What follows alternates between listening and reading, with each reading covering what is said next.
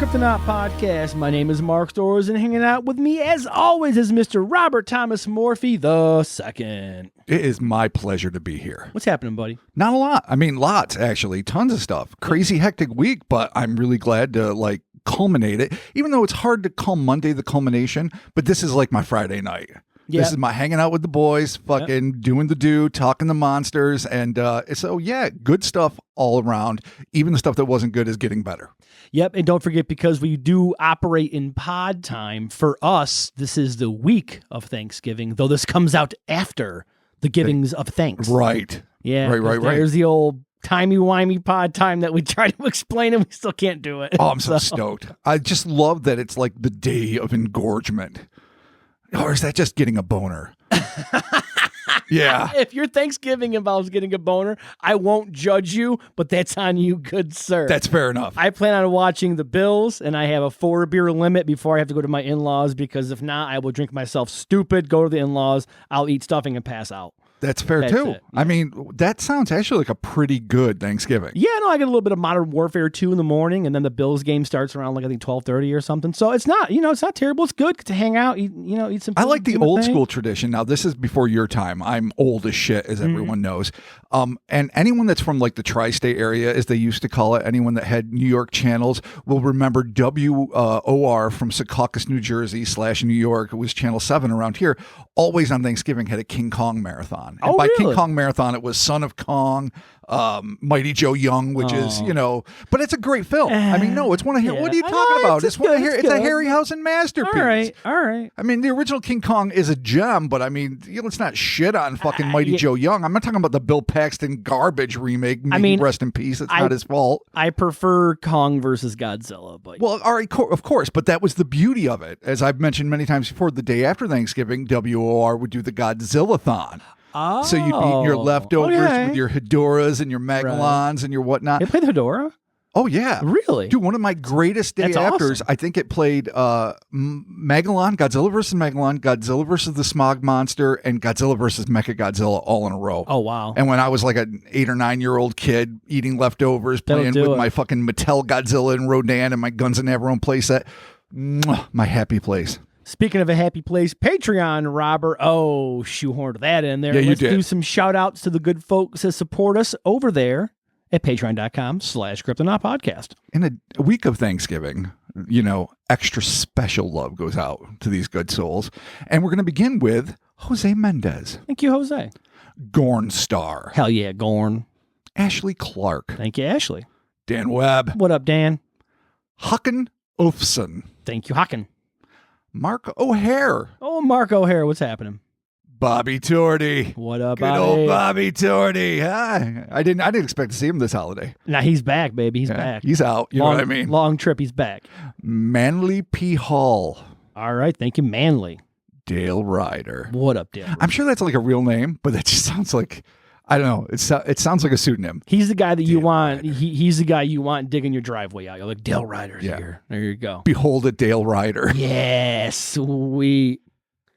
Velociraptor. Thank you, Velociraptor. And rounding it up this week, Lynette Marquis. Oh, thank you, Lynette. Thank you all so very much for your continued support over there at patreon.com/Cryptonaut podcast. We have an update. We've been talking about this. I don't know how many times we've had to reschedule this or whatever. It's almost like an Andy Kaufman routine at this point. Yeah, no, it really is. And I actually need to bring up the Discord app because it was put into the announcements and then I emailed it over to you, but then I completely forgot when exactly it is. But we have it. Our movie night is officially rescheduled for Friday, December 9th, 8:30 p.m. Eastern Standard Time. Everyone's favorite classic Christmas movie, Prince of Darkness. Oh my God, the best. There it is. So if you were on the Patreon, the $1 or the $2 or the $5 tier, 1 or 5, no 2, 1 or 5. All right. Well, I guess some people do. Literally, if you're a patron, you can. Yes. You can no matter what tier you're on. No matter what. Jump on Discord. Watch this holiday classic with me and the boys. Yes, again, Virginia. There is a Dark Lord. Oh, there you go. It will be Friday, December 9th, 8:30 p.m. EST on the Discord. Check that out. Okay, we have some shout-outs to do here that are not going to be Patreon-related, but we put the call out. We're like, we all need help with words, okay? Oh, my God, so much. Cowichan and Nanaimo. Yeah. We couldn't figure it out. Cowichan. We still screw it up. Cowichan and Nanaimo. Yes. We've Okay. had good listeners from the fucking region, bless them. Yes, we have. Let us know how we brutalized it and how to do it right. All right, so we got Damara. Yes, Damara. And thank you. Damara. Oh, your message was so sweet. Yes, you made my night. Thank you. She also sent us an email that was super cool. She's from the region. Damara, thank you so much. Zach. Yes. Zach, what up? Thank you so much for the voicemail there, or for the voice message on the Instas. We appreciate it. President Taft. Trenton. Couldn't have done it without you. Trenton, for real, though. That's it. Trenton. There you go. So, yeah, all these good folks. And of course, on Discord, one of the first people to put this up, but they did it like phonetically, so I couldn't figure it out, was Johammed. So thank you. We appreciate that. Yes. So thank you all for your voice messages. We appreciate it. If you are listening to this like a year from now, don't send us any more voice messages. We're good. We're probably not revisiting this. Yeah, no, we're totally good. But thank you all for the proper pronunciations. I am going to miss Cowichan. Well, it's Cowichan. But it's Cowichan, which is actually how I always said it. But then, we got caught up in our own headspace because there's a billion different ways out there. But the people that live it, that know it, that are there, they're the ones we're going to rely on. Yeah, no. So we, thank you though for sending that, and doing the voice definitely helps, because trying to do it phonetically, I'm still totally. I can't even remember how I must have screwed up Nanaimo, like Nanaimo, Dynamo. Oh God, there it is. I'm always tough on words, but last week was particularly brutal. We can't pronounce shit. I'm not anticipating an improvement this week. We got Cowichan and Nanaimo. We got Cowichan. Yeah. There you go. So at least we know sort of where we're supposed to. We know where we're supposed to be. On Vancouver and Island. We're here right now. And in the studio. So still smells of pumpernickel miraculously. Let's get started with the Cowichan Encounter Part 2. Beepers and Energy Pirates. Ooh, nice emphasis. I want to see where this is going to go. You sure do. I do. So we'll get started with what began as a staring contest between a nurse and a pair of ETs just before dawn on New Year's Day 1970 quickly blossomed into one of the most harrowing UFO flaps in North American history. One that not only involved a wide variety of alien craft, but which may hold one of the keys to the aliens' otherwise enigmatic agenda. Would you have it any other way? If it's not enigmatic and there ain't an agenda, brother, I don't want to be a part of it. No, absolutely not. And thank you for the Hulk Hogan. Thank you for that. I've been giving a lot of brothers out. I'm like, brother. Vitamins, milk, prayers. Thanks, brother. I've been doing bro hugs. To whom, brother? Everything. Yes, exactly. Bro hugs, dude, brothers. Bro hugs, dude. It's Thanksgiving week. What can you do? I mean, the Pilgrims wouldn't have had it any other way. Look, from now until at least January 1st, it's gonna be bro hugs all around. All right, just bro hugs. Wait. I've been bro hugging everybody. Oh, dude, I haven't even got mine yet. Dude, you're gonna get yours. I've been hanging out with you. You're gonna get a couple for like an hour. All right, there it is. All right, well, Robert, let's get started. Now I got something to look forward to. Cowichan. Okay. 5 a.m., January 1st, 1970. Rerun of Dragnet. Marked the time when a night shift nurse named Doreen Kendall bore witness to one of the strangest sightings ever reported by a Canadian medical professional in the middle of the night. I decided to have a few caveats there. Okay, cool. She and her fellow observers claimed that a large and evidently failing Saturn-shaped flying saucer was hovering just outside of the children's ward over the Cowichan District Hospital, and what's more, there was a pair of evidently masked pilots inside doing their level best to make sure the craft did not crash. And I assumed before, we were talking about them like yanking the levers and the dials and whatnot, like they're doing their level best not to destroy a children's ward of a hospital. Making them intergalactic heroes potentially. Or if they go down and they wipe out the kids, what are they going to do? Oh, unfortunately. Yeah. Then it's a tragedy. Yes. Yes. Yeah. Then it's a tragedy. Dick death. Yeah. Well done. The sighting was followed almost immediately by a report made by an unidentified truck driver and his wife of a massive quote-unquote spinning top-shaped object hovering directly over their Vancouver Island home. And that's the one that still blows my mind, because I think I see it in my head like a two-story house. I don't really know what the house looked like, just a standard two-story house in like a normal suburban neighborhood. But then it's being brilliantly illuminated from above by something that's a little bit bigger, shaped like a spinning ice cream cone cone of illumination, like right out of like Close Encounters. And you're just looking at something bigger than your fucking house or the size of your house going, the fudge.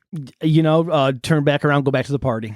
Oh, yeah. So yeah, or just go find a bar. And as we established last week, our friend was a little tipsy. Could have been. Doesn't mean he was seeing things. Dude, if I'm like 12 beers in, I'm still solid. When I cross like the 16 to 18 mark, that's when I start buying Sour Patch Kids and trying to feed them to people and forget about it. It's a whole thing. There you go. It's a whole thing. It's called generosity. I was trying to feed everyone Sour Patch Kids and I was shit-faced. That's your Italian heritage coming through. So, yes, you're right. There is a line, and maybe it was crossed, maybe it wasn't. Okay. As if that weren't enough, hours later, teachers, aides, and students at nearby Alexander Elementary reported seeing a colossal hoop-shaped object in the skies above the school. These sightings, striking though they may have been, would prove to be just the tip of the proverbial iceberg, and that is where we left off with our accounts last week. All right. And if you haven't heard it, go back, enjoy that, and come back here. We'll wait for you. Part 1. Arguably the second most significant, second after Nurse Kendall and the rest seeing the humanoids. And in my opinion, the most unnerving incident in this brief wave of anxiety-inducing entities and objects occurred approximately 10 miles away from the CDH, that's the Cowichan District Hospital, on the southeast shore of Vancouver Island in the quaint village of Mill Bay, which, for those that care, was established in 1860. Okay. That's neither here nor there. All right. A 22-year-old nautical pilot, and what a fucking title, and shipwright It's dope. by the name of Jim Drummond had used his boat building expertise to convert an aged tugboat into a comfortable home, which he shared with his 18-year-old bride Diane and their son. So he just takes an old tugboat, the little tugboat that could, the most adorable boat, turns it into a house for his family. Dude, it's like a ranch-style house on the sea. Floating ranch? Yeah, on the sea. How are they going? What's the market for floating ranches? I don't know. I'm waiting for the housing market to crash so I can sell my house and get a bigger one. That's a conversation for a different day. I need 4 bedrooms and I need 2 bathrooms in the basement. That's Continue, fair. Robert. You have a family. The boat was moored to a jetty on the shoreline of Mill Bay, adjacent to the home of Jim's mother, B. Drummond. Like a scene that might have been removed from an early, perhaps more frightening cut of Steven Spielberg's ufological masterpiece, Close Encounters of the Third Kind, still my favorite Spielberg film, the Drummond encounter, while not overtly violent, reminds us of the fact that, despite of humanity's hubris, we are very small when confronted with technology as advanced as that on display in what are ostensibly interstellar vehicles. We and our combustion engines and gunpowder and atom splitters are mere playthings. And whether or not we come to harm has less to do with the resistance we can offer and more to do with the whims of those in control of the UFOs, whatever their agendas or origins may be. But back to the Drummond's ordeal. So obviously that's a lot of hyperbole there, but basically there's not shit we can do, and we know that. Go down fighting. It would be the materfamilias of the clan, B, who would be the first to bear witness to this extraordinary floating object, when, at about 7 p.m., she walked out of her back door to call her son and family in for New Year's dinner.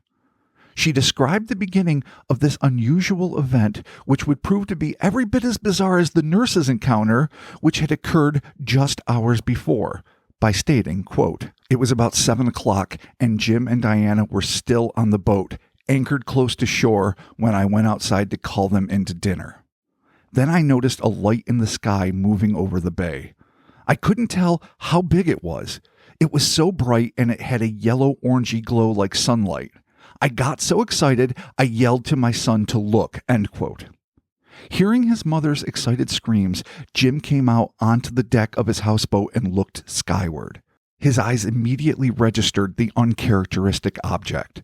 He would later tell investigators that in the course of his job as a ship's pilot, he was accustomed to calculating the bearings of far-off objects, which is why he had confidence in the estimations he made that evening.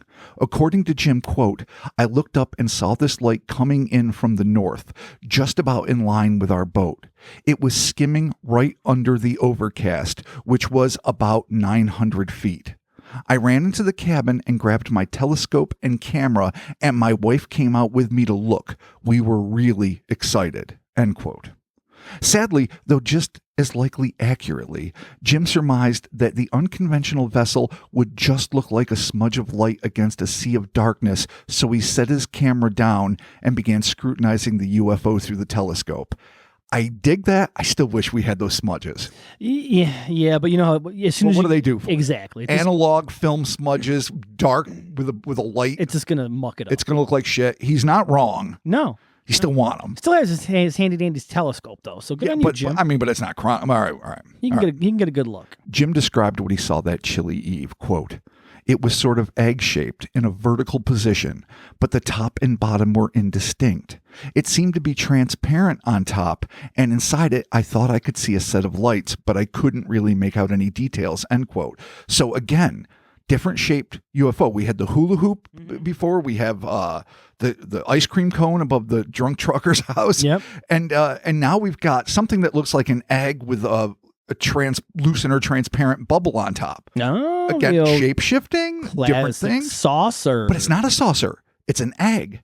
Oh, you're right. It's a vertical egg with like just the clear dome on top. It could have things in the outside that he just might not be able to see. It's possible. There you go. Again, shape-shifting, Saturn unique, rings. who the fuck knows? Yeah. Well, that was what the nurses described in the beginning. Yep. And they will get described again, I think. Okay. All right. But be that as it may, it's interesting. B, a justifiably concerned matriarch, urged her son to get his family off the boat and into the relative safety of their house. Hoping to facilitate their passage over the dark pier, she flicked on the floodlight attached to the back porch, filling the yard with light. This elicited an unexpected response from the UFO. Without warning, the radiant amber object plummeted nearly 300 feet and began hovering directly between the house and the tugboat, effectively cutting Jim and his family off. But before either party could react, an even more alarming and, according to the laws of physics, seemingly impossible incident transpired. In Jim's own words, quote, "Just at that point, something came out of the thing, which by then had slowed down to almost a stop. It was a ray of light like a very thin neon tube, and it was in pieces, something like the dots and dashes of Morse code. It came down in a curve, and then it flashed right out. All of it at the same time. My hair just stood up on end. I couldn't imagine anything like it." Oh, man. That is a lot going on in just a few seconds. Yeah, something apparently shot out of the ship. Obviously, first the light's coming on and it dropping. Yes. You're like, oh shit. So it's like see us. She's trying to. You know, B's got the best intention. Yeah, but you gotta be like, hey ma, shut the fucking light off. off. What are you doing? Yeah, what are you doing? I don't want you to twist your ankle. Yeah. Mom, I'll twist my fucking ankle. The UFO sees us. Phenomenal Cowichan accents, by the way. Phenomenal. Oh my God, yeah. perfect. Vancouver Island all the way. You're welcome. Yeah, no, you definitely drew attention to yourself. All right, so this thing is But these fucking beams, making moves. if they're light beams, they don't. Well, light can't curve. Light can't dot and dash like Morse code. If it's like weird LED tendrils, I don't know. Maybe Stairs of light. Stairs of light. Oh my God. Okay. Finding Jesus in the Stairs of Light. Yeah, my favorite collaboration. my favorite song from, I don't know, whatever Christian rock band you hopefully don't enjoy. Oh my God, yes. Christ Mullet. Well, let's Christ Mullet is the name. Mullet. Let's see what happens. Okay. So anyway, mind-boggling. Yep. Just when it must have seemed that things were going to go from bad to worse, the object suddenly shot back up to its previous altitude, then soared southward and out of sight. On shore, B tried to follow the UFO's trajectory by dashing around her home, but to no avail. According to her account, quote, "I ran to the other side of my house, but I couldn't see over the trees. I tried to phone some of the neighbors, but I couldn't get through on the party line," end quote. That really dates it. It does. Jesus Christ. Everyone can listen to everything you say all the time. On the party line. Jim continued to watch the vehicle's departure through his telescope, marveling at the curious structure and lack of sound. Later, he would testify that he was positive that it was not a conventional aircraft due to its irregular shape and lack of colored navigational lights. According to Jim, quote, "It was brighter in the middle and I could see 4 distinct lights of the same color that looked like the tips of candles, only bigger. I have never heard of anything that could maneuver that slow and fast without making some sort of noise. So that's legit. Yeah. He's a shipwright. Oh, dude, he knows his So I'm shit. going to trust his opinion of shit in the sky. I get it. When the nurse's account was printed in the Cowichan Leader, I'm getting it right now, Nice. the next week it was accompanied by a smaller article simply titled Second Sighting, with a follow-up story having been printed on January 14th, 1970. Nevertheless, according to B's daughter and Jim's sister, Fran Drummond, who apparently wasn't there or was in the house at the time, her mother was reticent to even speak of the event up until her death in 2007 for fear of being labeled as a nut. Poor B. Yeah, it's unfortunate, but it is understandable, especially for the time. Yeah, and she's older, and it's just and what it is. you don't want to bring a bunch of shit upon you. Because, and I'm gonna, which sucks. I'm gonna ream them out a little bit later, but it's Condon and all those sons of bitches that just ruined it for everyone. I know, dude. All right. It's a new day. It's a new day. All right, a new day is done. It's great because now the fucking Navy and the Air Force and all of our fucking armed forces can be like, yeah, there's fucking shit in the sky. We don't know what it is, so do with that what you That's will. all we Here's ever Jeremy wanted Corbell. Great. Here we go. All right, so there's good and bad. But no, I'm just kidding. I enjoy Jeremy Corbell's I do too. stuff, I'm just picking. Picking. Do not take disinformation off the table. But here's the thing. Thank you, George Knapp. You're right. Yeah. You're absolutely right about that. All any of us ever wanted was acknowledge that there's some shit that you don't know what it is. Right. I mean, I think there are branches of the government, we're not going to digress too far, that obviously know more than others. And I think there's certainly people in the private sector, because that is where the most powerful branches of the government are now in terms of black money, that do. But still, that having been said, just generally don't be a dick about it to people that are reporting something that is genuinely anomalous. Yeah, well, unfortunately, thankfully now times are different. People can report stuff and it's not so, hard on them. Who knows if the backlash will come? Regardless. Mere moments after the Drummonds were temporarily severed from B's home by a glowing egg-shaped device, Judge George Hallett and his wife were entertaining 3 guests at a celebratory New Year's dinner at their home. Living directly behind B, the Halletts and company were in a unique position to confirm the Drummond's UFO account, and that's precisely what they did. Got some more corroboration. I like it. According to Canadian private investigator Leanne Jones, who may or may not be a medical doctor too. Again, we know my internet research is sketchy sometimes. Did you look up her Facebook profile by any chance? Well, I just... You know what? Let's not. Let's not. Don't worry about it. It's okay. All right. Move on. We're good.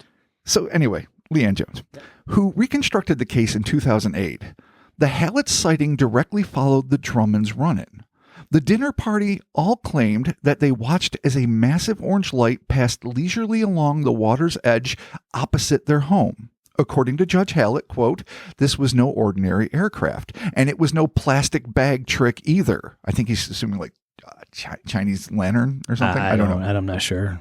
It was making no sound that we could detect. It was moving very slowly, and it was enormous. I'm quite sure no one could play a trick with such a large apparatus without being spotted.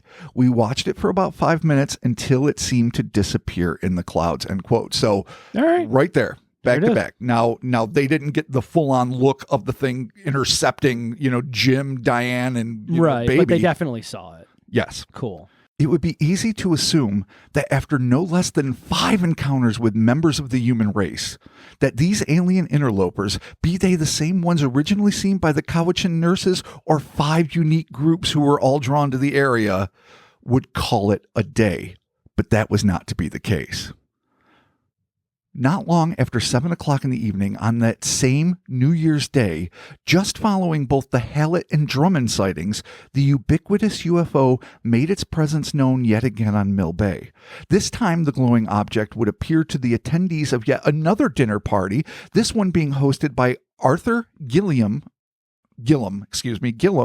and his wife at the Deer Lodge restaurant just off the Island Highway, south of Mill Bay.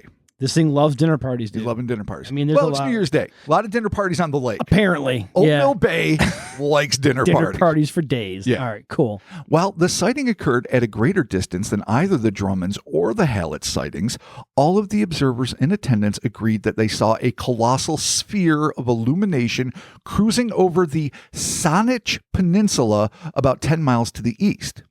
According to Gillum, all we could see was a large ball of light moving quite slowly, much slower than an airplane. It must have been very bright for us to see it from that distance. I don't think a helicopter would have been that bright." End quote. While in and of itself, this long-distance sighting is nothing to get excited about, taken in conjunction with the Drummonds' frightening run-in and Judge Hallett and his cohort's observations, it serves to further cement the fact that there was a genuinely anomalous aircraft soaring over Mill Bay that New Year's Day Eve. And while there's no proof that these events are even remotely related to the CDH incident of that morning, the circumstantial evidence seems too obvious to ignore. Oh, we got a flap of UFOs, Robert. Flapping around. There you go. While the events of January 1st, 1970 were seminal in the history of Canadian UFO encounters, it would be far from the first or last day that the residents of Vancouver Island would be plagued by strange nocturnal visitors. Perhaps the most auspicious witness to these events would be the then mayor of Duncan, the specific city within which the Cowichan District Hospital is nestled, Jim Quaife. God bless. I love the name Quaife. All right. It just sounds like a rare bird. The quaife have returned. Look at this. Oh, the fertile quaife have nested. The quaife is dead. Oh, God. Enjoy the quaife, children. But this January encounter would not be the mayor's first run-in with a UFO. As Jim claimed that in late 1964, he was relaxing in his Coronation Street home when he heard what he described as a turbine-like sound. This will play into it. The mayor leapt to his feet, yanked back the curtain, and looked out the window. What he saw would be something he would never forget. The mayor asserted that his entire backyard was bathed in a brilliant white light, which emanated from an unknown source above. He later stated that his eye had been caught by a doe frozen like a proverbial deer in headlights near his orchard. All right. Jim wasted no time in grabbing his rifle and charging outside. The moment he stepped out his door, the light disappeared, enabling him, to see what he described as a large, non-aerodynamic craft which soundlessly sped off at a tremendous rate of speed. So I don't know what that is. Non-aerodynamic could be anything round, weird, fucked up. Triangle, rhombus, square, yeah, pyramid, Borg in it. Yeah, all right, cool. Though it would be his first, it would not be Jim's final encounter with a UAP. On January 13th, 1970, less than 2 weeks after the flap began above the Cowichan District Hospital, the mayor arrived home after a city council meeting to find his neighbor staring skyward. Do you ever just get out of a car and see people looking up? Usually it's like lightning or a kite or some weird thing hanging like, from the line. Not now. But you're like, oh, you just hope. You always hope. Yeah, it's always a problem, though. It's always something I gotta take care of. Like something stuck on the roof. The ultimate dad. That's true. Yeah. Fucking son of a bitch. The city leader followed his fellow citizens' gaze, and it came to rest on a bulky, unknown craft pulsating with a purple radiance while it hovered above a nearby power plant. Jim rushed into the house to fetch his binoculars and his wife. Good man. There you go. The trio watched the strange pulsing object perform ostensibly impossible aerial maneuvers, including abrupt reversals of direction and dead stops for at least 10 minutes until the vessel soared off at a breakneck pace toward Mount Provost, then cut a 90-degree angle and shot straight up into the air. So, second bona fide UFO sighting for the mayor. Right. Mayor's fucking man about town here, just seeing all kinds of crazy UAPs and shit. Mm-hmm. According to Quaife, the following day, an article was published in the Times Colonist regarding an amateur astronomer and UFO buff and president of the Cowichan oh, now I'm going to totally mutilate another one. Chemainus UFO Club. So let's get this straight again. I'm gonna tackle this one more time. All right. The Times Colonist wrote an article regarding amateur astronomer, UFO buff, and president of the Cowichan Chemainus UFO Club by the name of Vernon Stanley Jones. Vernon. Good old VSJ. Here you go.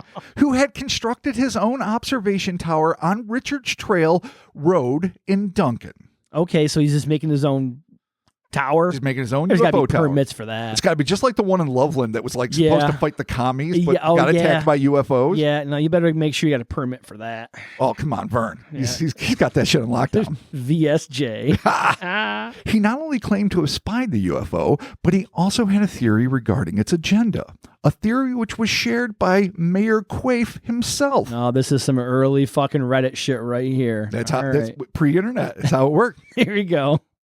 Vern, fascinated by the mysteries of the cosmos and even more intrigued by Nurse Kendall's allegedly unearthly visitors, was exceedingly diligent in collecting evidence regarding the rash of UFO sightings taking place in his hometown. But it wouldn't be until 5 days after the initial flap that he would have a close encounter of his own that broke the news. Though, much like the mayor before him, it would not be the first airborne anomaly that he claimed to have seen. The event in question occurred on Lakes Road on the evening of January 6th, 1970, when he and his wife spied a massive orange disc-shaped object, back to disc, flying slowly over Lakes Road Hill at approximately 11 p.m. The recreational stargazer pulled over to the side of the road and killed his headlights, while he and his wife watched this amazing aircraft float between 500 and 1,000 feet off of the ground for approximately 8 minutes.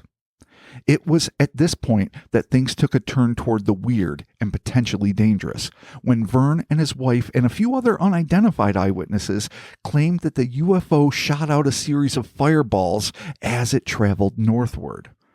Were these fireballs intended to serve as some kind of warning shot, shooing the observers back, or might it have been some sort of exhaust from yet another not quite up to par flying saucer? Perhaps these fireballs were merely the eyewitnesses' interpretation of the same strange Morse code-like series of illuminated dashes and dots that Jim Drummond claimed to have seen through his telescope just days before. Either way, Vern claimed that the craft was the biggest thing he had ever seen, which is saying something. I mean, maybe he's never seen a skyscraper or a blimp or whatever. You know, things in the air can be big. Before describing the scene for reporters. Okay. And this is what he said. When it reached the bottom of the hill, it paused briefly, then turned right and flew over Duncan. When it was over the center of Duncan, it stopped again, and we watched it just hanging there for a while. Then it moved off due west more rapidly, end quote. Which is interesting because it's stopping over a city center. Now, maybe a small city, a small town, you would think still, people would catch it. I'm sure there's plenty of other eyewitnesses. Right. Now, it's 11 p.m. I don't know what's going on at 11 p.m. in 1970 in the dead of winter in Vancouver Island. Drinking, partying, hanging Probably. out. Yeah, fucking chilling. And maybe not a lot of people outside. Maybe it's cold. Yeah. Probably very cold. Could be. But you'd think there's more eyewitnesses that have come forward, is what I'm saying. Totally. As the vehicle sped out of sight, the couple raced to a nearby friend's home and borrowed a pair of binoculars. Thank God there's telescopes and binoculars everywhere. Quick, I need your binoculars. I need your double eyes. There's a UFO shooting fireballs. Like, oh, really? Okay. Enjoy. Sadly, they were only able to reacquire the oddly moving object for a few moments before it disappeared for good. Vern then speculated that this might herald the return of a phenomenon that folks had dubbed the beepers. Oh, boy. Beepers. Okay, all right, here we go. Now we're getting into the beepers. When queried about this odd appellation, Vern later explained to a local reporter, Sharon Curry, who incidentally had been the reporter assigned to cover both the CDH and Drummond events, so she's seasoned in this UFO flap, that 2 years previous, individuals from the Cowichan region claimed to have heard weird electronic, quote, beeping sounds, but couldn't see anything. He also asserted that similar sounds, had been picked up on an 80-meter band by a ham radio operator. Though this bootstrap scientist could offer no explanation as to the origins of these so-called beepers, it seemed evident that some believed the phenomenon to be self-aware and potentially extraterrestrial. So I don't know about ham radio operators finding these things, but a signal, a coded signal that seems to be intelligent. I mean, it's, maybe not the wow signal, but something pretty impressive that he's aware of as an amateur astronomer, and maybe other people that are involved in the, oh my God, what was the name of it? Chemainus Cowichan UFO Society or whatever. Yes. So I'm sure this is something they've talked about a lot, but it's interesting that they have a name. Yeah, the beepers. And I know that other people have cool. claimed to have seen or heard things like this, but, Right. but this is kind of unique. Yeah. Okay. Vernon Stanley Jones' story was published on January 14th, 1970 under the title Local Witness Claims UFO Eject Fireballs. Here's an excerpt. Quote, fireballs ejected from a UFO hovering over Maple Bay and Crofton area last week could mark the return of the beepers. Vernon Stanley Jones, president, as we just established, of the Cowichan Chemainus UFO Club, advocated. Stanley Jones, considered an expert on UFOs for more than a decade, mooted such a possibility after he and his wife and several other people in the area witnessed a large, bright, yellow-orange craft cruising over the area on January 6th, 1970. Okay, so basically all that does is repeat a lot of the things that we said, though I'm not sure what is meant by mooted the point, but beepers. The beepers are back. Beepers. As if these enigmatic beepers weren't enough, according to Leanne Jones, the aforementioned private investigator and maybe doctor who'd managed to piece together the bulk of this story in the 21st century, the area where the couple saw the UFO on Lake Road was less than 2 miles from the giant power grid mentioned by Mayor Quaife in his account. Based on this correlation, both Vernon Stanley Jones and Quaife proposed that this luminescent craft was in all probability making quote-unquote fuel stops and sucking up energy from the grid. And there's their theory. Energy pirates and beepers, baby. Pirates, there it is. Hey, All right. it's the old Quaife Stanley Jones connection. They're probably the only two fucking members of this UFO club. Yeah, no, they definitely got hammered. They're like, I got it. I know what they're doing. They're taking our fucking power, those sons of bitches. And they're probably all pissy about it, which, you should be, because I don't know how electric bills were back then, but I'm getting fucking murdered by nice. I'm sure they were pretty steep. I mean, this is before the great oil embargo, I think, of the mid-early 70s. Yeah, I remember. No, you don't. Oh, of course not. I don't either. But... But I've seen news footage. Yeah. And apparently lines were long, and depending on your license plate, like you either got gas on even or odd days. Oh, yeah. I remember my parents telling me about that. And I was like, man, that's some bullshit. And it was like $4 plus in the 70s. So that must have seemed like $11 a fucking gallon. We're probably going to head that way eventually at some point. So oh, yeah. I'm sure. I mean, we've been on the slow slide to Mad Max since we were kids. It is the slowest goddamn slide ever. Yeah. No one's ever going to get the cool football pads. We're not going to have time. It's just going to be slow precipice. And then we're fucked. Thanks, fossil fuel. All right, well, there's their theory. I like it because it is a common theory that is shared amongst many enthusiasts of the UFOs. Yes, because they're like, hey, they're here to collect power. Why the fuck they need electricity? Who knows? Water, I get. They love our pebbles. I don't know. Well, they love collecting rocks. I mean, but water and power make sense. Fossil fuels, folks. I don't imagine that that hydroelectric power is what fuels a starship, but who the fuck am I to say? I mean, if that's the case, man, just make yourself a little dam, get a little dam going. Get yourself a little turbine. Wheel? Yeah, just get yourself a little, you can make them. I mean, if you have like a perpetual motion beaver on your ship, just that could be your power source. Get some water moving, man. Get that turbine spinning, man. Crank them engines up, dog. Make that energy. There it is. Let's continue. All right. So, we're going to quote Mayor Quaife when he says, Mr. Quaife. Actually, I didn't talk with Vern until after I spotted his report about the event in the Times Colonist a day or so later. When I called and advised him that I thought the craft was over his neck of the woods, he stated that he thought it was over Duncan. At this point, I suggested it was neither. It had to be somewhere in between. That's some internet discussion on a phone. Like, it's got to be over here. No, it's over here. It's between our houses. Go to Google Maps. It doesn't exist yet. Oh, Jesus.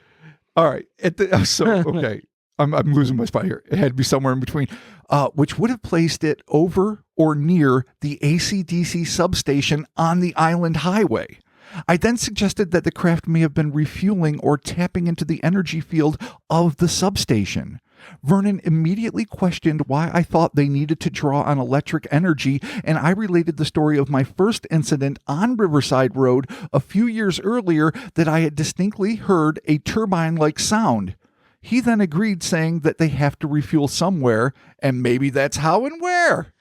All meeting right. of the fucking minds. The only thing I'm going to throw out here, and I by no means am a substation expert, but I do take care of one on a fairly regular basis. They are, and ours is actually, I don't know, is ours from the 70s, 80s? Ours is old. It actually you have to hand crank that fucker, and then we have a special stick. It's like a broom handle that we have the broom off of it, and when we got to pop the breaker back on, we stand outside and we like hit it, and then we hope we don't blow up. Oh my God. Welcome to my job. That is literally how it works? Yeah. Jeez Louise. It's actually a hand crank for it, which is not uncommon, but substations are notoriously fucking fickle. A little bit of energy fart, these things fucking trip. So just putting it out there that if these things were getting energy sucked from them, especially like a large amount like that, it would more than likely cause problems. It might not trip anything though, depending on the station. But this is back in the fucking day when substations were barely fucking substations. Probably they were just old garbage tech. I really don't know how any of this is working. I just love that a local mayor and a local amateur astronomer are getting together, and I love that Vernon's like, why the fuck would they need to steal our electricity? He goes, I saw a purple cloud over a substation a few years ago with a UFO. And he's like, then why not? Yeah. And by all means, don't let my inexperience or my pokey stick to trip the fucking breaker. Don't let that sway anybody because I have no fucking idea. No, I mean, they could be right. They could be wrong. Yeah. I'm not It's interesting. They're more qualified. Both of them are more qualified than I will ever be to judge what this is. But I just love that through newspaper reports, God knows how old, we're basically getting a blow-by-blow description of how they come to conclusions. All right, here we go. Speculative though it may be, it's a theory that Leanne Jones seems to support. That you'll remember, that's the investigator that put it all together in 2008. Quote, perhaps sonoluminescence is the true source of UFO propulsion. Oh, you don't know what sonoluminescence is, do you? I see that you're going to describe it to me here, though, in your story. The emission of short bursts of light from imploding bubbles of liquid when excited by sound. Stop being such a plebe. Okay, read a fucking book for once. Yeah, I'll be sure. What was it? Sonoluminescence? Yes, sonoluminescence. It sounds like I've never ever heard. It sounds like a terrible song. Yeah, I did not have to Google that at all. Okay, cool. All right. No, it really is. It's like a Depeche Mode album. Like one of their in-between experimental ones. Yeah. Super prog. Oh, all right. So, I mean, I don't understand. I don't know where Jones is coming from. I don't really understand how, like, imploding bubbles of liquid excited by sound, but why not? Hey, I mean, it's as valid as anything else. I'm there, dude. It's basically wet farts. Yeah. So I'm okay with that because it makes it funny. My UFO is powered by wet farts. That'd be a great bumper sticker. Wow. So Jones goes on to say, perhaps we have been too naive to realize until now that UFO piracy, i.e. the theft of Earth's energy resources, may be one of the major reasons for UFO activities around Earth, as well as government secrecy and denial. The possibility that alien presences may be leaching electrical and nuclear energy as well as human DNA and animal biological material may be one of the most closely guarded secrets of all the world's government. End quote. Miss Jones, you might be new to the UFO field in 2008. I don't think you were the first one to get there, but God bless you.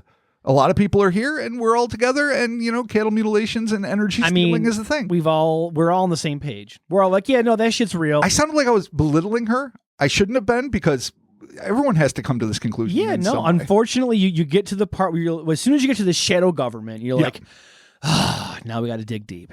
Now we got to dig. And then you're going to hit problematic people. Remember what we said about the problematic people. Go past them.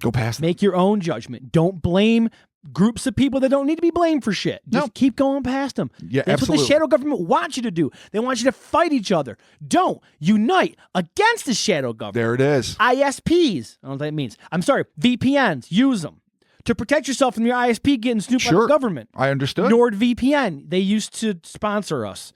They did. They don't anymore. They ought to. They might come back. We got better help. Fuck it. We got better help. When the shit gets too deep, BetterHelp.com/HellerSpace. There it is. I forget what the promo is. It's BetterHelp.com/HellerSpace. There's going to be ad in this episode. It would have at this timestamp. It would have already played. Robert, continue. God bless. There you go. Shadow governments, watch out. We're uniting. We're coming for you. No, I mean, anytime, once a scapegoat gets thrown in there, realize you're dealing with something shady. Yeah, exactly. No matter who or what, as soon as they start saying, and it's them, and not even just the obvious suspects, like the dumb fucks. Guy, you fucker. Anybody, like carpet salesmen, fucking, the guy who fucking, tunes fucking Iron Maiden's guitar. Keep your eyes on the shadow government. Keep your eyes on it.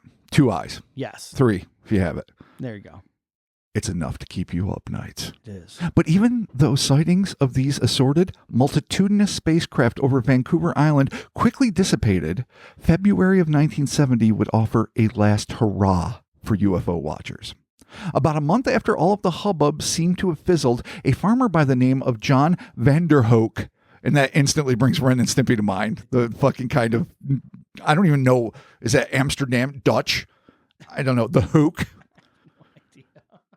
Anyway, Ren and Stimpy fans know what I'm talking about. I barely do. No, I know.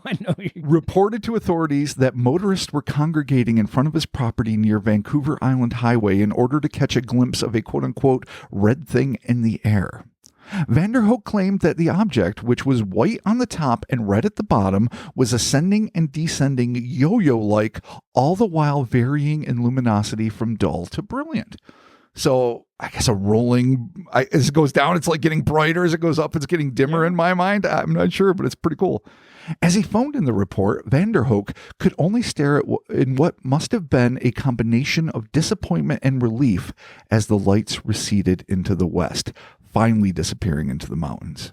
The farmer and the other observers swore that there was no wind that evening and that they had no doubt that the object was intelligently controlled. UFO sightings have continued in the area sporadically since then, with a report being filed as recently as July 3rd, 2010. I haven't looked for more recent ones, though it's very possible, leading some to wonder if the region might not be a window into another world, where the veil is thin, where the window's been cracked. We have heard from some folks in the area, and they've said that there's some weird stuff. So here's the deal. As always, if you got your stories, email them over to cryptonautpodcast@gmail.com. We could quite possibly use them for a listener story. Hell yeah. This would be a great follow-up. If you got a bunch of weird shit from the area, email that over. There's got to be Mad Squatch and action. we'll turn it into a cool, listener stories. And other cryptids. Yeah, I'm sure. Plus UFOs and shit, man. Ghosts. It's crazy, dude. Hobgoblins. Hobgoblins. Oh, there it is. Okay. All right. So there it is. There's the bulk of it. There's the flap. This is the Cowichan. Yep. Cowichan Odyssey, but it's not 100% over. Oh shit. Okay. In the days that followed the sighting, Jim Drummond claimed that he was visited by a United States Air Force officer who claimed to hail from Nevada. We have no fucking jurisdiction in Canada, sir. They do not. The military man claimed to be a representative of America's official investigative organization dedicated to uncovering the truth about the UFO mystery, Project Blue Book. Intriguingly, Project Blue Book had been disbanded just days before in December of 1969. Maybe he was traveling there. They didn't tell him. They didn't tell him. He didn't get the memo. Hynek didn't fucking get a telegram. He's too busy with his dope fucking goatee smoking a Oh, yeah. No, you got to wax that Van fucker. Dyke or whatever he had going on. Yeah. He had the hypest Van Dyke. Fuck yeah, dude. Smooth operator. Indeed. Intriguingly, as I said, that it had been disbanded following the release of the notoriously slanted Condon Committee report. The Condon Committee was the unofficial title, of the University of Colorado UFO Project, an assemblage funded by the United States Air Force at the university to study unidentified flying objects under the direction of the clearly biased, if not outright corrupt, physicist Edward Condon from 1966 to 1968. What was supposed to be a reasonable assessment of the UFO phenomenon was, according to many researchers and numerous inside reports, including a documented memo from one of the men in charge, nothing but a hack job with the preordained outcome of delegitimizing the entire field of study and thus reducing public panic and therefore interest in UFOs. Nevertheless, the media celebrated the results of this pseudoscientific report, and whether individual reporters realize it or not, Western societies in general and the press in particular have based their ridicule of this authentic phenomenon on the presumed authenticity of the Condon report and other misleading campaigns inspired by the Robertson panel ever since, but I fucking digress. So you are not besties with the Condon report? Yeah, E. Condon, go suck it. Okay. Okay. All right. This piece of shit. Oh, all right. Listen. Any scientist worth their weight in salt is going to fucking look at something on by, and even if I know it's all patriotism. Like the Air Force is like, we don't want to scare people and we don't want to waste our time. We got commies to worry about. You got to put a kibosh on it. But he didn't even try. Some dude didn't even fucking. This is where try. all of our goddamn hard-earned tax money goes. We pay taxes. Yes. You recently, very recently. I know. I've been living off the grid for so many years. I know, and now you got to fucking tax man's coming for you, tax man's coming. I'm on the grid. There's my VPN. That tax man's coming. You better hook that VPN up. Dude, I'm legit and I'm above board. I fucking wow. Living forever under the radar. Here we go. Nevertheless, in the early days of 1970, members were still unofficially investigating accounts, that is, members of the former Project Blue Book, which may well make the Vancouver Island incidents the last UFO reports to be examined by the Blue Book team. That having been noted, there are some researchers who speculate that the military officer who questioned Jim Drummond was actually among the first wave of post-Blue Book and pre-ATIP investigators who would continue the project's work in confidential or top-secret fashion. There is also the very real possibility, according to Leanne Jones, that Jim Drummond's United States Air Force military man, quote-unquote, was using Project Blue Book as a cover for another more clandestine organization. So that's long been speculated, obviously, that there was somebody really studying the phenomenon. Okay. And that Blue Book and Grudge, were just the surface ones. Right. Designed to appease the public, allay some fears, debunk things. And then finally, by the end, like even before Condon really threw his fucking monkey dick in the works, just basically explain away and shit on accounts.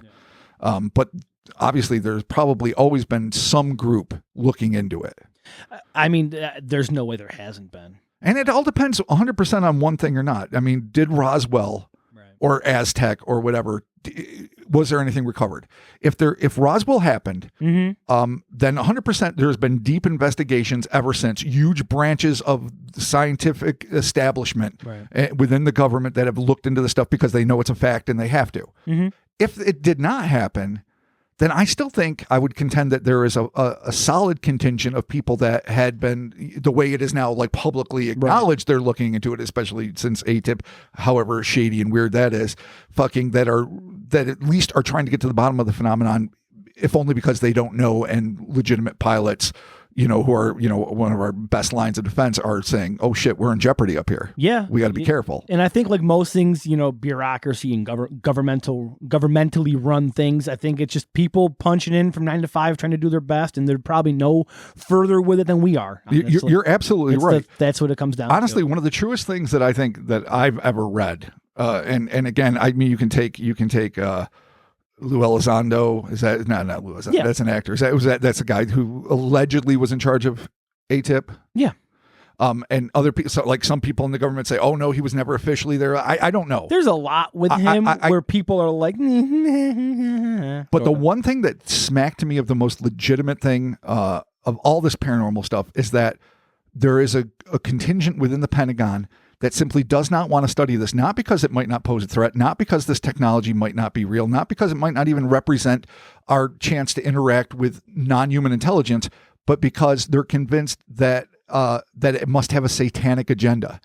I mean, and if there's one thing that runs deep in American culture, this puritanical fucking, it always jambalaya, it's that fucking, someone's going to throw Christianity into it and they're going to be afraid of truth because of religious bias. It's so dumb because no matter what it is, it always goes back to that. And that's, like we've talked about it before, that's the unfortunate part, is you could get all of this put out there and then they're like, it's Satan. He's coming for you. The satanic panic is back. I don't know if you've heard about this. I did not. It's 100% back. I had no idea. Fucking so dumb. What's it? It's not just in daycares anymore, right? No. And heavy metal albums? We don't get into politics. It's just stupid fucking political shit. Okay. So we'll leave it there. All right, we'll leave it there. But it's but back, not it's investigating strong. A potential threat or the chance to advance our own ability to create, non-fossil fuel based energy because the devil might be involved. Is just asinine. Listen, never take the devil off the table. Oh yeah, and never underestimate stupid. There it is. Because there's a lot of stupid that's just festering, and they're in charge. So bless your heart. There you Truer have it. words have never been spoken. There it is. Well People, said, buddy. connect your VPNs. Don't let them see what you're looking at on the fucking internet. All right. And especially if you're downloading torrents. Not saying you should. No, yeah. Just saying. Shit. Old There school. it is. Okay. So, Jones went on to speculate. Remember, where she's thinking about like what non-Blue Book Right. affiliations that this Air Force man might have had. Yep. Jones speculated that this mystery man was not CIA or NSA, but most likely a representative of the Air Force Office of Special Investigations, the OSI, Ooh. which I'm very convinced has a lot to do with it, especially back then. Had a lot to do. Don't you know what? Never underestimate the Air Force. No. Everyone's always like, oh, it's the Air Force. Guess what? Stealth bombers, motherfucker. I would never underestimate the Air Force. Don't. I'm Jeez. here to tell you not to. Okay. Stealth bombers, think about it. God damn it. Don't think too hard. It's the first model I ever had. I tried to put it together. It was like a snap-on plastic model. I suck at models so bad. Anyway, which was instituting, the OSI, excuse me, which was instituting another UFO investigation project under an as yet unknown code name. This is, of course, again, according to Jones. Okay. I don't think that any rational individual would doubt for a second that any government on Earth would take very seriously the potential threat that might come from hyper-technological aircraft that can invade their airspace undetected and at will, whatever their intentions may be. I wrote, this is before I realized that, oh yeah, there's going to be some representative of the government that won't do it because it might be piloted by a demon. So, you know, that was me overestimating things back in 2011. There's not a government on Earth that wouldn't be smart enough. Because there's werewolves in the Pentagon. Yes, Replug. Hope you're happy, guys. They got werewolves. Oh, How about Dracula? Draculas. Do you have any creature from the Black Lagoon? Oh my God, Mummies in Hangar 18. Dude. Read about it later. It's all fun and games till fucking 15 years from now. Someone finds this podcast like, those fuckers knew about the mummies. Everything. They knew about the Draculs. And the fucking werewolves. How'd they know how to pronounce it? They knew about the Volves. We're going to conclude this fucker. All right, The wolves. conclude it up. So what to make of these incredible UFO sightings? There can be little debate that this is really one of the most remarkable UFO/humanoid cases in modern history. First off, it offers up an amazing amount of corroborating evidence in terms of flaps. I mean, you got Phoenix Lights, you got, O'Hare Airport. There's lots of famous UFO flaps, but this offers a lot of like instant corroboration. Cowichan's fucking jumping. Yeah. So it's fascinating. Not only that, but it also proffers some of the more outstanding eyewitnesses ever assembled, running the gamut from a cadre of healthcare professionals to a ship's pilot to educators and administrators to a judge to a mayor to many other respected citizens and an amateur astronomer. I'm not going to forget Vern. It's an impressive array, to say the least. In fact, if the above-mentioned witnesses had claimed to observe a crime rather than a UFO, the old classic trope, the caveat, then just about any jury would deliberate for mere moments before moving to convict. What's more, the folks involved have all stuck by their stories for over 40 years, and none of them have made any overt efforts to exploit their experiences. Perhaps Jones put it most succinctly, quote, a significant factor of this sighting is that none of the witnesses have made any effort to publicize it, yet at the same time made no pretense of being secretive, end quote, which again is not to say that if you want to write a book about your experience, it's a lie. There's no shame in wanting to share your story, and there's no shame in making a couple bucks off of it. But you do run the risk of people, they're going to accuse you of pulling a Lutz. Right. And, and maybe you are. Who the fuck knows? But there it is. In terms of Frida and Doreen, you remember our original nurses? I do, yeah. Who bore witness to what is arguably the most unbelievable element of the case, the humanoids, or at least Kendall did.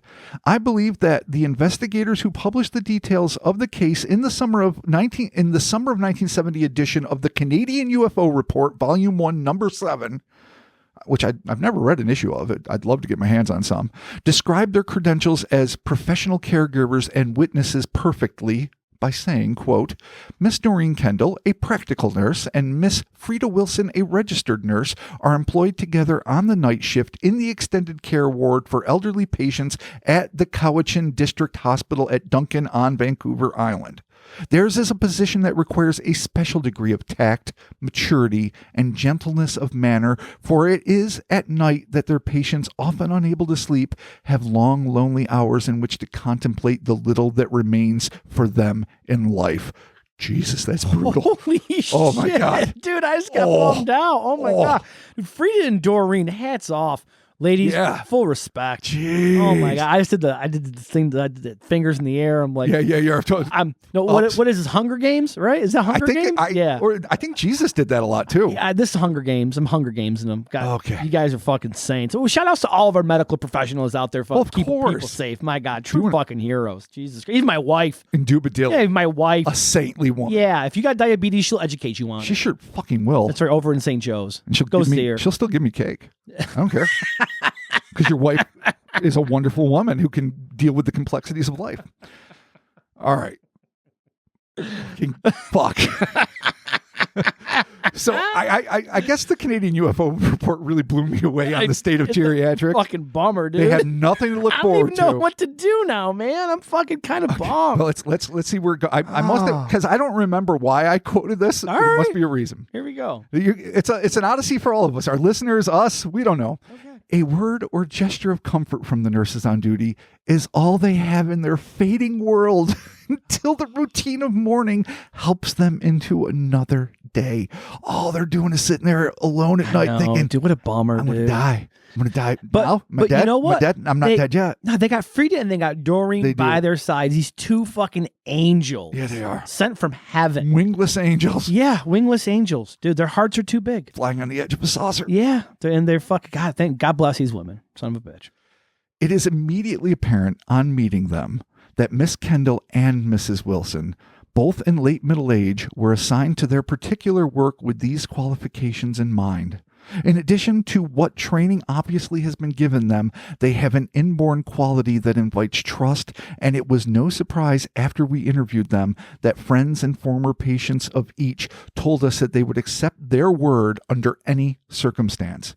Coming from several who had doubted the existence of UFOs, this was a significant tribute in light of what the two nurses, with a partial confirmation by two others who arrived seconds later, said they observed outside the hospital just as 1970 was dawning on the Pacific coast. Whew. So, saints. Established. Fucking thank you, women. Thank you, ladies. Indeed. Yeah. As in many such media-hyped flaps, there were a few hoaxers making false reports over the following months, and even one case of a fake UFO being released by what many have chalked up to school kids, drunks, or both. Drunks and children. Yeah. They tell the truth. the whimsy of a bourbon addict. I love it. Jim Drummond. What the fuck? Drummond? No, what the fuck was the name of Naked Gun? Leslie Nielsen. Frank Drebin, yeah. But anyway, Jim, that went nowhere. What was the point of that Frank Drebin, continue. Frank Drebin actually saw this copycat UFO, and that's Jim Drummond, actually, a few days after his initial sighting, and had this to say about it. The second one wasn't the same thing at all. You could see it was a kid's job. Not a fraction as bright, and it was just bobbing around without really going anywhere. I like the fact the kid's like, yeah, you see, we're going to get him now, you see? Yeah, we got it. We're going to get all Chinese lantern, see? We're going to get all bourboned up with Jeff over here and go launch some fucking UFOs. Jeff. Fucking good for Of course they're going to fucking do that. I hope they were smoking cigarettes and then later realized. It's 1970, of course. They were rolled up in their fucking sleeves, their white tees with their fucking Vitalis pompadours. Bunch of fucking 10-year-old kids smoking butts all talking about Bonzi, like all kids did then. In Vancouver? In 1970, before Happy Days was even a thing. They were out of their times. Oh, fucking super Fonz. All right. Nevertheless, it should come as no surprise that professional skeptics or debunkers, scumbags, have used this incident to dismiss the entire flap. Former UFO skeptic turned eyewitness Frida Wilson completely dismissed the idea that what she, Doreen, and the other nurses saw was some kind of hoax, stating, "Some people say we were looking at a plastic bag with candles in it, put there as a joke, but it would take 1,000,000 candles to make it as bright as that." And when I say scumbags, debunkers are scumbags. Just fucking, skeptics are great. Always look at things with an unbiased eye, but don't just shit on things because you're afraid to look at potentials. I'm done. we have to have a wide open view of this. Skeptics there, of course, too. skeptics are welcome. Everybody love skeptics. Everyone should be skeptical. No one should be a true believer. But the thing about debunkers is they don't realize you're just as susceptible to the true believerisms as the fucking person that's just gung-ho that it's a Yeti coming out of a UFO. It's like you are so determined not to be open to anything. Well, closed. That's the quagmire of the debunker. Mm-hmm. There you go. You're right. A painful existence. The quag bunker. The quag bunker. Sadly, many of the eyewitnesses involved with this case are no longer with us. They died alone at night with maybe 2 nurses there to comfort them in their last moments. R.I.P., dude. But their accounts remain as a testament to one of the most enigmatic and intriguing close encounters of all time.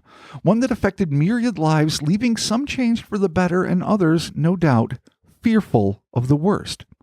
But as has been indicated many times before by individuals infinitely brighter than I, if these beings, whatever their agenda may be, wanted to do us real harm, they could have done so many times over, and there is little we could have done to prevent it.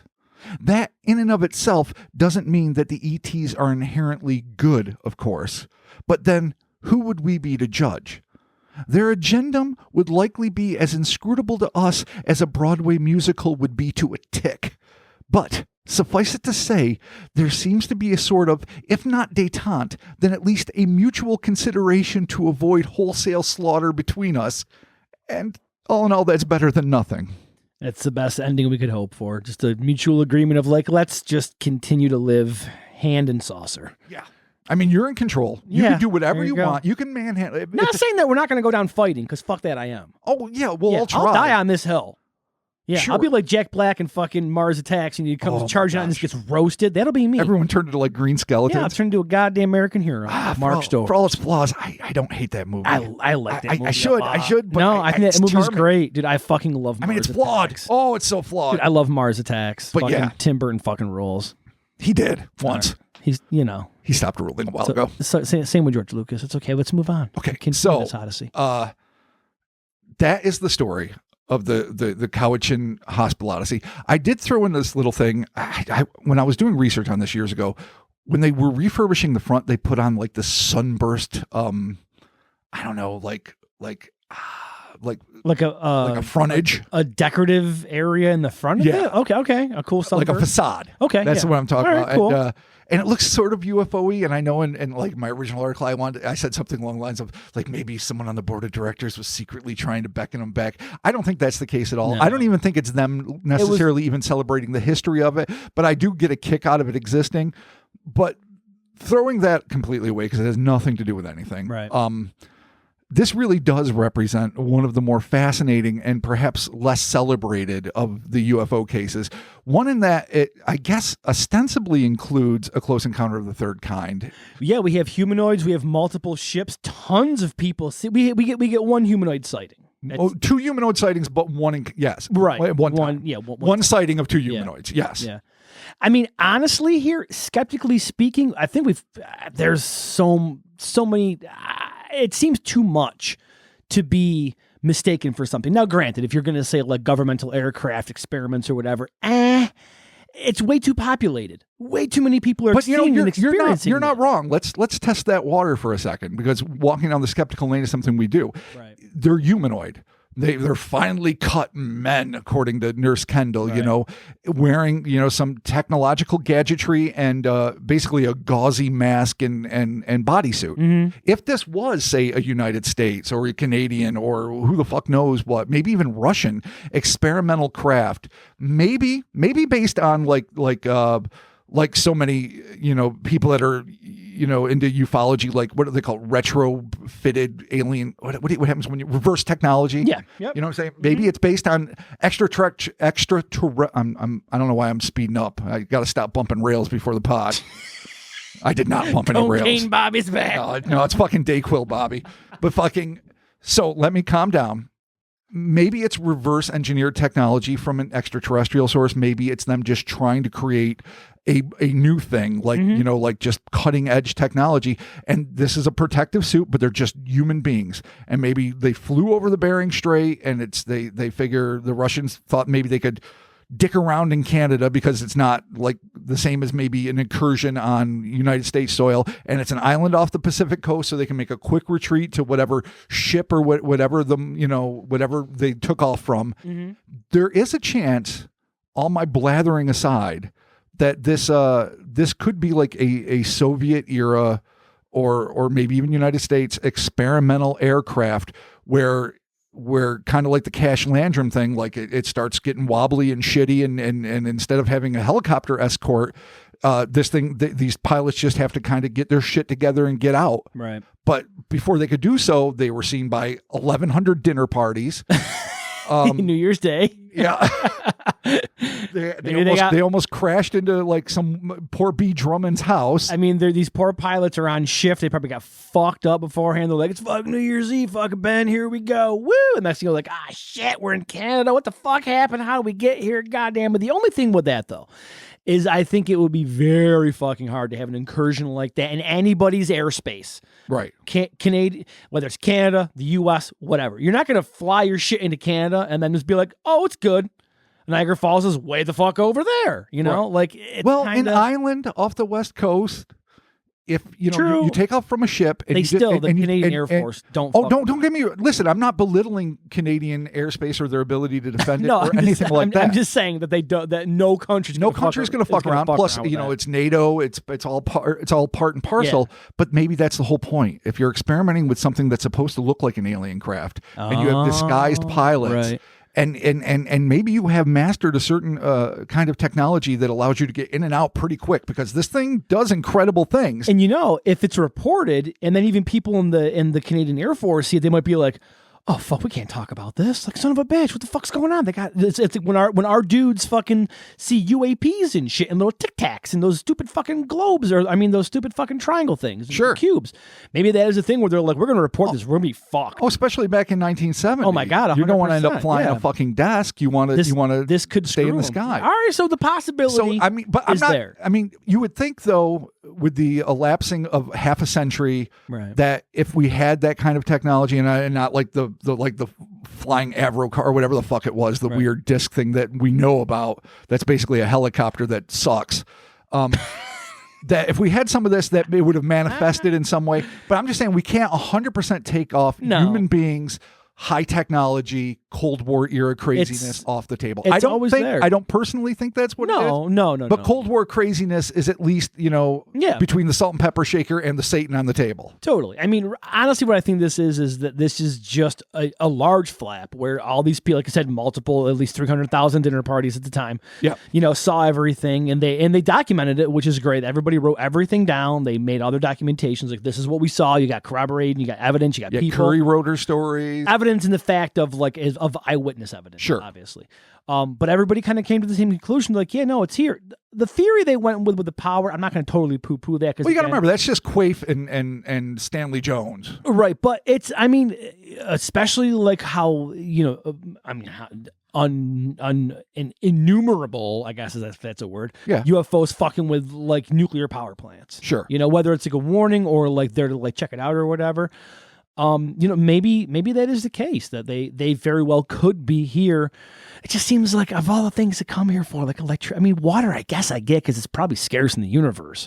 You'd think. But like electricity, I mean, like, guys, I know, but it ain't like it's that big of a deal, really. But maybe it's just easier to siphon it off. Like maybe not everything processes it. I mean, you would think at this point they would have like some sort of super solar cells or something just flying through the cosmos. You get near a sun, you charge up, you go. But who knows what their technology is based on? Who knows what the fuck is going on? So if you can like get some processed, uranium, I don't even know. I have no idea what I'm talking about. If you can just get electricity that's already made in a nuclear power plant, and it's just easy to slide over, suck it up, and you don't have to do any of the work yourself. Yeah. I mean, people tend to be parasitic. I would just assume that, like, if you have that type of technology to traverse fucking the cosmos to get here, you're like, ooh, electricity. Like, it just seems like, oh, really? Like, no, I agree. It seems whack. But we don't know that's really what they're getting out of it. No, it's true, because it was just a theory put out there by Quaife and his UFO buddy there. Was it Alan Vernon Jones or Alan Jones? BSJ. BSJ, yeah. So Vernon Stanley Jones? Alan Parsons Project. Alan Parsons Project, yes. Dude, fuck. So there it is, man. Fuck, Cowichan Encounter, dude. What a fucking great. Again, this is a story that you had written so long ago, and I was so fucking stoked to do it. It's so cool. I love Still a classic. when we get these stories where there's so many people that see it and they're all upfront about it, and everyone's like on the same page, like, yes, this is what we saw. And then it just sits there, which is unfortunate, but you know, it's too bad that more can't be done with it, but it's one of those moments in time where you're like, this happened, we were here, we're sticking by our story. A broken down UFO. There it could is. have been a mass visitation. Yeah. We just don't know. I'm tending to think maybe because Occam's razor that people are reporting different manifestations of the same thing. Yeah, like it's easier for me to think that it's that one Saturn-like saucer, but when it's spinning a certain way, it looks like a giant ice cream cone. Right. But that to me, that might be me being lazy, not even being lazy, like doing my best to fit everything into like the square hole. Right. Because that was the first one seen. More fascinating would be the idea that like maybe some were rescue ships, or maybe these people were crash landing and they had like some important fucking shit. So enemy forces were coming to maybe try to intercept them, and allies were also coming to help them. Cocaine Bobby, slow down. The ice cream fucking ship might be in their like assistants, and they're like, maybe they're in this house. No, this is a drunk trucker. Oh no, fuck that. And then the hula hoop one is like the fucking portal, like the wormhole thing. Bobby, come and back. the people that shot through the wormhole thing were the ones that were like in the fucking orange cigar that Judge Hallett saw. But then the ag came. The ag came, dude. Lost you, buddy. Drumming in the ag. Drumming in the egg. We lost Bobby. Did they get the secret agents? Did they collect the space slugs? Now we're going to the Night of the Creeps territory. God, no. Did they get it home? Dude, to think about it. Are we a prison world? Critters. Think about it. Krites. Krites. Yeah. Shit. Thank you all so very much for joining us. The Cryptonaut Podcast. As always, we're on the socials. Robert. Yes. The Instas, the Twitters, the Facebooks. I recently started a TikTok. God bless. For myself. Wow. Not for the pod. Have you danced? No, I actually took a video of my little kid robot cryptid Mothman dunny that I have, and I took a video of him on top of my gelatinous cube pop, and I played like the Mothman song over it and posted it because I was drunk. Nice. So I'm just like, Mothman with your rolling red eyes or whatever. So we're there. We're doing it. Hey. I'm still trying to figure out TikTok. As per our Patreon episode last week, I am following the Time Traveler, so I'll keep everybody on the Patreon up to date with that. Yeah, if you're not a patron, you want to become a patron just because you need to get your ear to the fucking ground and figure out things are about to change. Exactly. Things are moving fast, folks. We got merch, folks. We got CryptonautMerch.com, which will bring you to our crowd-made store. We also got HellerSpace.com, bringing it over to TeePublic. I know there's Black Friday, Gray Thursday, fucking tan, whatever, Tuesday. Right. I don't know. There's all kinds of different shopping shit going on. Salmon Sunday. Salmon Sundays, whatever you want. That's my favorite, actually. There's all kinds of fucking shopping things happening. There's deals everywhere. Jump on the sites. Check it out. Grab what you want to get your peeps for Christmas. Mm-hmm. I think I'm going to get my daughter, actually, one of the Loveland Frog t-shirts. Oh. Yeah, she fucking loves that. That would look adorbs. And that is available, again, at CryptonautMerch.com and HellerSpace.com. 2 different merch stores, 2 different exclusive designs. Check it out there. Patreon.com/Cryptonaut Podcast coming up, as mentioned in the beginning of this podcast. As I open up my Discord app and look at the announcements, movie night with the boys has officially been rescheduled for Friday, November 9th at 8:30 p.m. I'm so excited. Prince of Darkness. Goes without saying. Yep, Greatest holiday movie ever. There. If you are on Patreon, you have access to the Discord no matter what tier you are on. When you sign up for it, it will be in the sign-up email. If you don't see the link, let me know and I can send you a link which will walk you through how to sign up for the Discord via your Patreon tier. But there is a catch, Robert. What's that? And some people get caught up on this. You need to have a Discord account before you can access our server. You can't just go in there with no account. You got to have your own personal, at Rob Morphy, at Mark Stores, at Cryptonaut Podcast. But it's easy peasy. There, yeah, just go to Discord, create your account. The link will be in your email from Patreon. You can click it. You can bring the two together. You'll be on the server. You're going to come to the welcome channel. They'll be like, hey, what's going on? And if it seems overwhelming, there it is. Ask you. I can send you a link. I send the link all the time to people. Here we go. There it is. Boom. No, I love it. Discord's awesome. Yeah.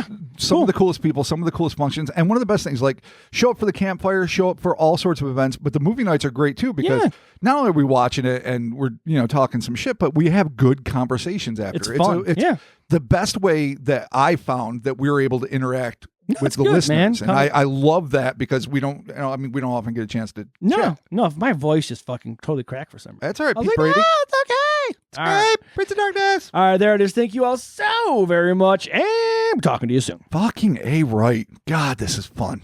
Peace. I missed you. Missed you too, buddy. Yeah. There it is. Wait till I tell you about my dental bill for my implant. God damn. It's expensive. Teeth.